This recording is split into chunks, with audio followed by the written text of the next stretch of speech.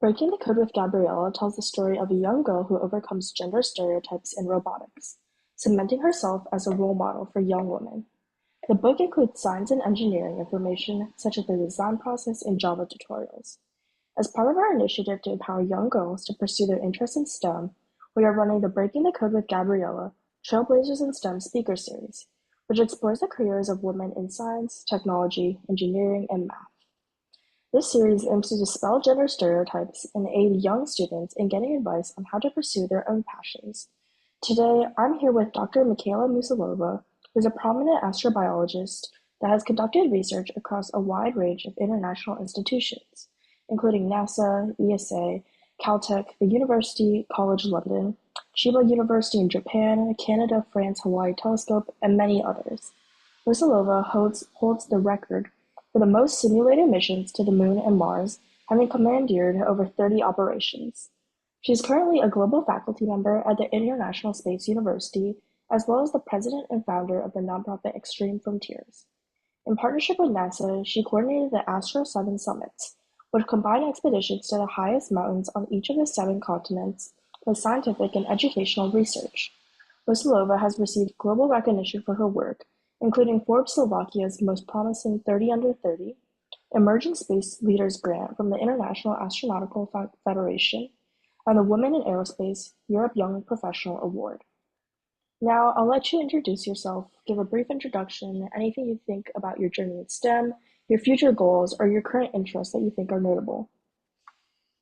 Well, hi there. Thank you very much for having me and for the kind introduction. I think you summarized quite a few things in that intro. I think I'll just add that I've been dreaming of going to space since I was about 8 years old, and I'm still working towards my astronaut dream. But as someone from Slovakia, currently there are very few to almost zero opportunities to be able to go to space. So that's something I've been trying to change throughout my career. I've also wanted to become an astrobiologist since I was a child as well. That means searching for aliens, essentially. But when I first started, there wasn't really an easy way to do that. You couldn't study astrobiology at university, which now you can at different institutions around the world. So I always had to create my own path towards my dreams.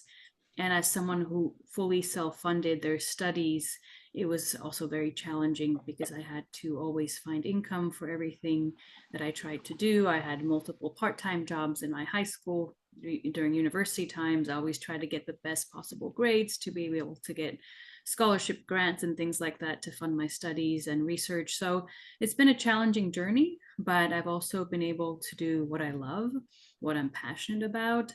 I've learned so much along the way, and very importantly, I hope that through my work, I've also been able to open doors to not only people from Slovakia to access the space sector, but also many other underrepresented communities around the world for whom the space sector, science and technology in general are still not something that they can easily access, or once they do access, are able to thrive in that environment because it's still not quite made for women and minorities.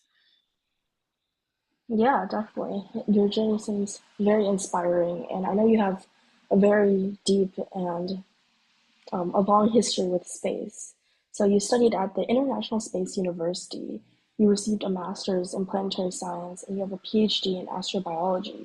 What inspired this passion for space science, and did it at all evolve or shift throughout the course of your education? Yeah, so it all started when I was about 8 years old. I think I was just really fascinated with nature. My parents would take my brother and I hiking and visiting museums and whatever they could afford at the time. And I was always very curious about how things worked, whether it was the volcanoes or our planet in general, the amazing systems we have, making everything run the way it does on our planet. And one day I was bored in a supermarket while my parents were shopping, and I was browsing through an encyclopedia or something like that. And I found a chapter about Jupiter and Saturn, and I found out how many moons they have, and there could potentially be some alien life living on those moons. And that's what really started that spark for space, but mostly for astrobiology. So trying to find these potential aliens out there. And since then, I held on to that dream, even though, like I mentioned, it has not been an easy journey because I had to figure out ways on my own to be able to fund my studies, but also to create my career path. So when I started, I didn't really know how to get to astrobiology because astrobiology is a multidisciplinary science. And I knew I should study geology, biology, astrophysics, and ideally later add some other sciences and even technology to my degree programs or to my research to be able to be a full astrobiologist. Because as an astrobiologist, you really need to have a great overview of many disciplines to be able to do things like search for potential alien life. So I decided to study planetary science at university, which was a combination of geology and astrophysics. So kind of got part of my journey there. I was also at University College London. So at the time, it was one of the best universities in the world, and I had a lot of great opportunities there. But I still tried very hard to get scholarships and grants because I knew I needed to get biology into my degree program to really get closer to astrobiology. And my big goal was to be able to work for NASA and other space institutions. And in my second year at university, there was a competition to get into America's CalTech, which at the time was considered the top university in the world. And I was able to win a scholarship worth about $50,000 to be able to attend CalTech. So it was unimaginable money for me at the time and an amazing experience because they only chose 2 people on that type of scholarship to go. And once at CalTech, I was able to add biology, environmental science, microbiology, biochemistry, and all these other subjects that I needed to my degree program to finally get closer to astrobiology. I also found out that nearby in Los Angeles, where CalTech is, there's a NASA JPL research facility. And I just wanted to find a way to be able to work there in order to get closer to my astrobiology dreams. So I contacted the only astrobiologist that I could find there. It was really hard to get in touch at the time. Not quite as easy as today, where you have social media and other means to be able to help you get in touch with people. And I was able to eventually get through, and the scientist really liked my ideas, but he warned me that normally international students can't work for NASA. That was just a rule because of visas and other things at the time. And so I was very sad because of that, but I didn't give up just there. And I asked if there's any other ways we could collaborate, or maybe there's a grant we could win together. And he was like, oh, well, actually, maybe there's a possibility if we win a grant together, I could go and work there as a visiting researcher. And there's special rules about that for the visas. And so eventually we were able to win a grant, and I was able to work at NASA JPL, and I was only 21 years old. So it was just amazing that I was, in a way, living this childhood dream at such a young age. And that then propelled a lot of my other space related research. And basically, since then, I had been working with NASA or collaborating with them in some shape or form on different types of projects. But what I also wanted to get closer to was my astronaut dream. So I kind of found my way into astrobiology, but I still need to figure out how to get closer to becoming an astronaut. And so during my PhD in the UK, there was a call for the first British crew to go on a simulated mission to Mars. I'm not British, but I was doing my PhD at a British university. So again, I thought maybe there might be some loophole there, so I could try to apply anyway. So I applied, and I also suggested 3 different research projects. All of them were accepted, and I was accepted as a crew member. I was in charge of science for that particular mission. And that's how I first got to experience going on simulated missions. And that opened up a whole other world for me. So to try and summarize, it's been quite a journey, and I've had to kind of zigzag, go up and down to get to where I am today. But many times it was just because I found out about an opportunity, or even though it seemed impossible, like getting that huge scholarship to go to CalTech, I still gave it a try. I still tried my best. And if it didn't work out, I had backup plans. And this is not to say that I succeeded at everything I tried. Oh no, there are so many grants I didn't get and so many opportunities that didn't work out for me, but at least some of them did. And they opened up great doors. And then, that then led to other possibilities. And the more experiences I had under my belt, the more scholarships I won, the easier it was to win more. So it's just really important to get your foot in the door those first few instances, and then so many more opportunities are possible after that. Yeah, that your journey sounds super inspiring and Thank you. definitely has been a, an amazing journey that's taken you all around the world, so many different places, and such impressive work too. Thank So you.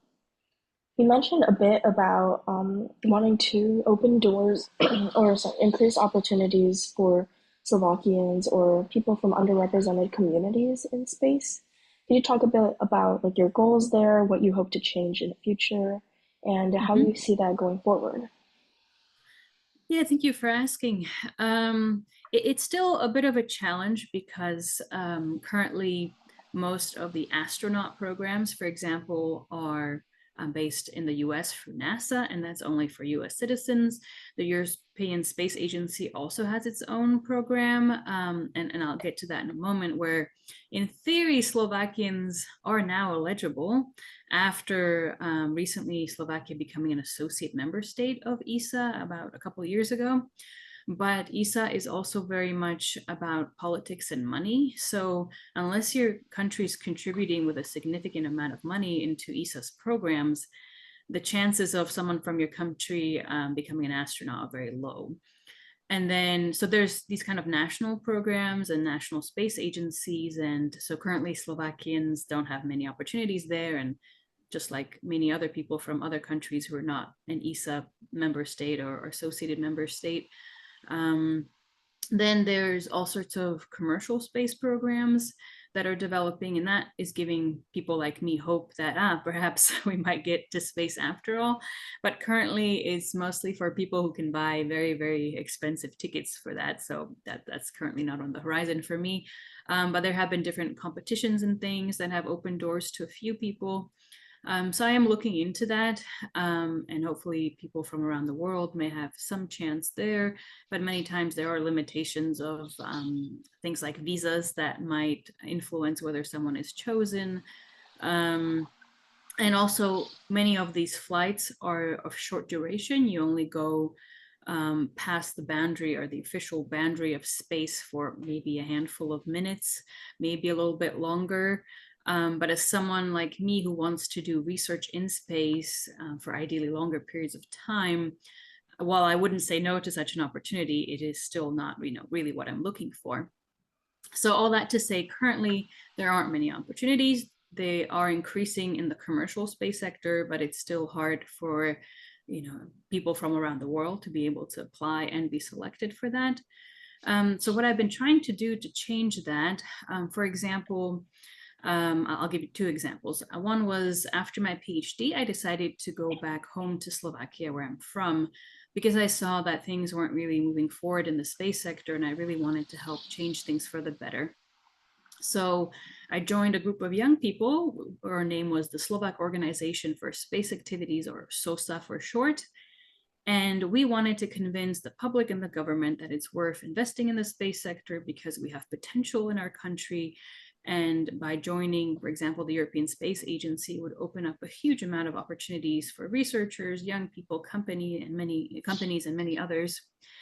But to do that, we really had to show in a big way that we have this potential. And we decided to build the first Slovak satellite. It was completely developed and built in Slovakia by young people. Many didn't even have engineering degrees or anything like that. They just were very motivated and very enthusiastic. And we were able to do that. We built the first Slovak satellite. We launched it successfully in 2017. And actually, this project then led to a lot of startup companies developing in Slovakia. So the first space tech companies, essentially. And that was so about 7 years ago. Since then, we have now 40 or over 40 space companies in Slovakia, all kind of started with this project in many ways.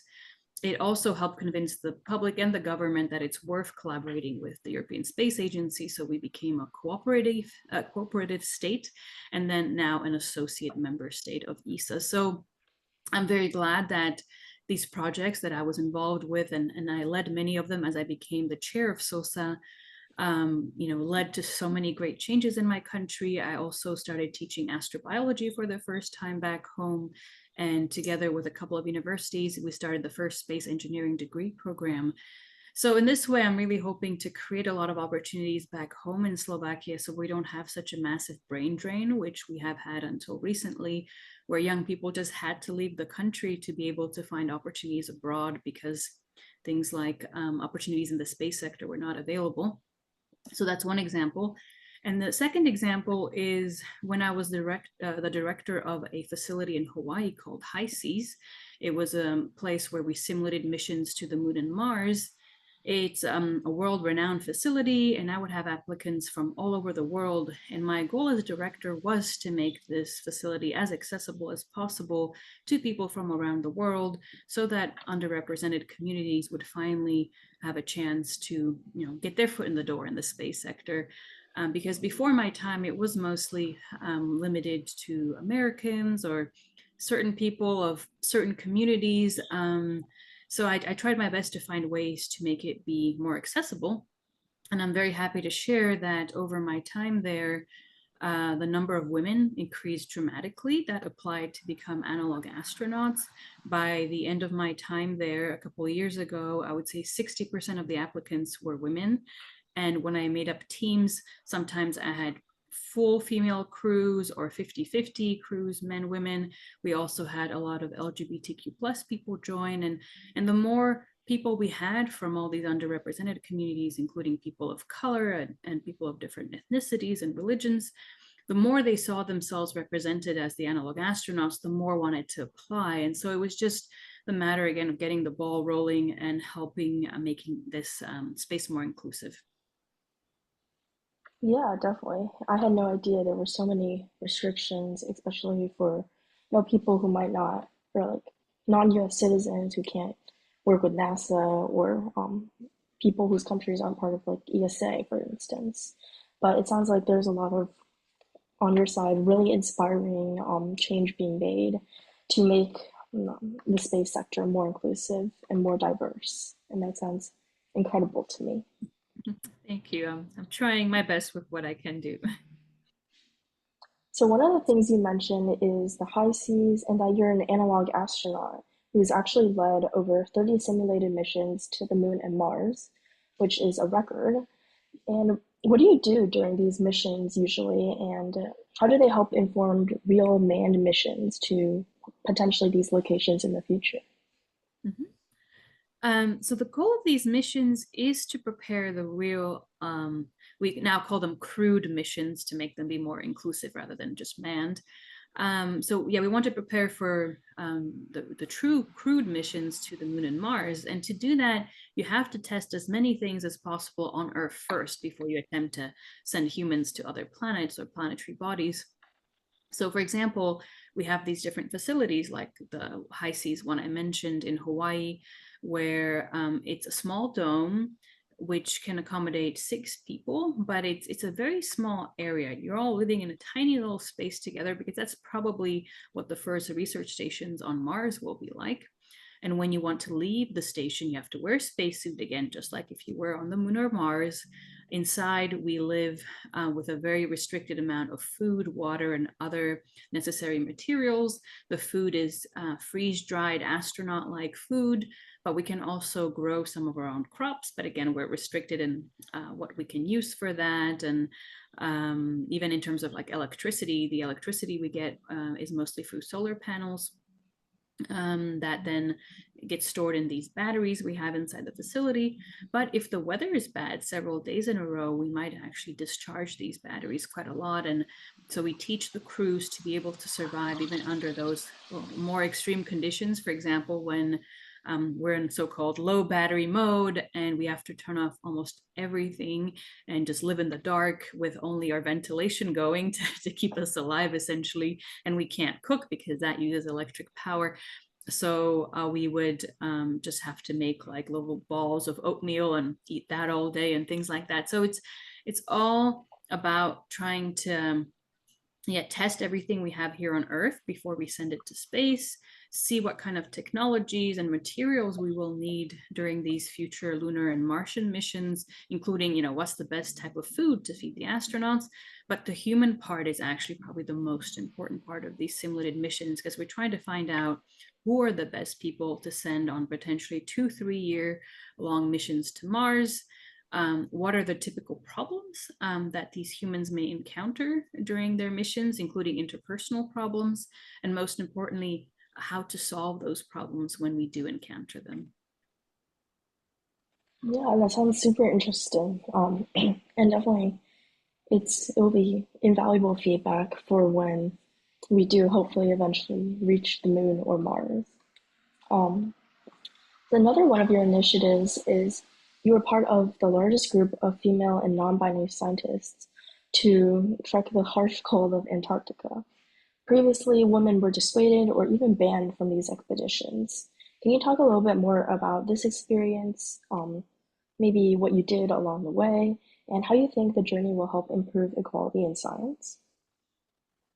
This expedition was very special to me for many reasons, including, as you mentioned, being part of the largest group of female and non-binary scientists or people in STEM. And it was special to me because this was my, and I'm probably going to get it wrong because I've already said this so many times, it's getting all mumbled in my head, but I want to say it was my 13th attempt or something like that to go to Antarctica, or maybe 11th or 13th. And unfortunately, all my previous attempts were stopped by older male supervisors or professors. So I've had, over 10 opportunities to go to Antarctica, and almost every time someone didn't want to let me go, or twice my own supervisor took my place, a place that I was promised to go to Antarctica, that I worked hard towards and was really looking forward to. And my own, supervisor took that place twice in a row. So it was very heartbreaking and hard. And, after once you try something for over 10 times, you get really demotivated and you start to lose hope that it's going to ever happen. But I had my heart set on going to Antarctica for many reasons, including that actually, in many ways, it does resemble someplace like Mars with very harsh conditions. It can teach us so much about the resilience of life and give us hope for potentially finding life beyond Earth. But I'm also very interested in doing research related to climate change, and I want to talk more about that and help people be more aware of what we can do as individuals to decrease our footprint on this planet so that we can save our planet for future generations. So yeah, I had been wanting to go to Antarctica for so long, since 2007, I think. So it's been a while, about 17 years. And finally, when I was finally able to go, the most beautiful part was that it was with this group of women and non-binary people. And so it's almost like maybe it had to be that for it to finally work. And so when we went, we also wanted to talk about climate change, to see the changes happening in Antarctica with our own eyes, and then share that with the public through different educational programs and initiatives.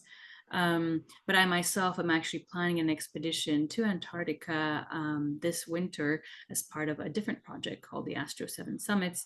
And so for me, it was also a way to go there and scout the terrain and kind of prepare for a much more, I would say, physically challenging expedition that's waiting for me later this year. Yeah, so that sounds incredibly inspiring that you were able to take the challenges that you faced previously and be able to overcome them really and be part of such an amazing, incredible journey. One Thank of you. one of the things that you mentioned was the Astro Seven Summits, which is one of your current ongoing projects. Could you explain like the development of this initiative, what inspired you to start it, and how has it developed throughout time? Mm-hmm. So Astro Seven Summits is currently, probably the most important project to me, apart doing outreach and educational work, but also it actually outreach and educational work a big part of Astro Seven Summits. It's all kind of combined, and it actually came to be at a very hard time in my life. It was about 3 years ago. I was and not in a very good place, I would say mentally, especially because I was facing some very toxic work conditions, and because of the difficult work situation, I actually started to have physical problems. For example, I had issues with both my wrists, and I could barely write or drive or do anything. And so I was in a very low place in my life. And after trying to figure out how to get out of this, because I had been trying to figure that out for some time, but I just couldn't find a way out. And I just decided that I need to do something really for me that I'm truly passionate about, but that also will make hopefully some positive changes in this world, and just mostly to get out of that very toxic environment. So just to make a huge change for me, but which also has implications for others. And that's how this project came to be. So I decided to focus on something that I was very interested in, which is astrobiology research. But I also love going to the mountains, going to different extreme environments. For example, during my different astrobiology research projects, I did work in Greenland, Svalbard, Japan, and many other places around the world. And so I decided to continue with that again, but also to include an important educational and outreach project. So that's how it all came to be. And so now to explain better what it is, the project is to do expeditions to the tallest mountain on each continent. So 7 different very tall mountains around the world. And during these expeditions, I try and study what extreme life forms can survive in these very challenging conditions, that can teach us about what the limits of life are here on Earth, and also can help inform us about where we could potentially find other life forms beyond Earth. But I also take with me different educational projects. So, for example, experiments developed by students around the world, or projects that allow young people around the world to take measurements kind of in parallel with what I'm doing during the expeditions. And that way they can be directly involved in the research that I'm doing and have hands-on experience in doing basically international research. And then during each expedition, I also film different things or take pictures of different things for social media to help teach others about what I'm doing. But I also film documentaries, which I then share with the public, again, mostly for educational purposes. And then in terms of research, apart from astrobiology, I also do research related to climate change and, for example, human psychology, about how humans can survive in these extreme conditions as well. So it's a mixture of my different passions all in one project. And what's great about it is that I'm running it through my nonprofit here in the US, and I have a nonprofit in Slovakia too. So it helps me reach people better on 2 different continents.